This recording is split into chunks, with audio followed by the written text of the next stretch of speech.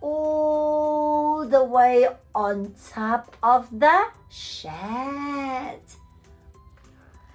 And finally, she rescues the little black cat, and everybody said, "Well done, firefighter Maisy."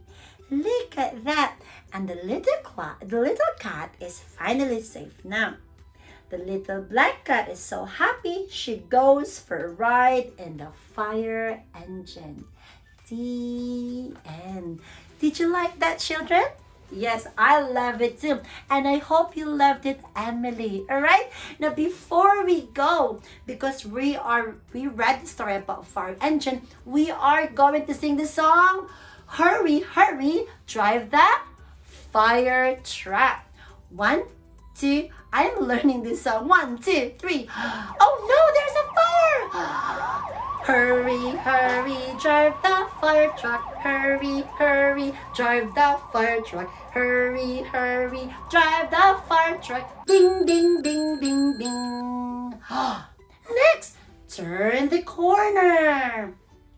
Hurry, hurry, turn the corner. Hurry, hurry, turn the corner. Hurry, hurry, turn the corner. Ding, ding, ding, ding, ding. Next, climb the ladder.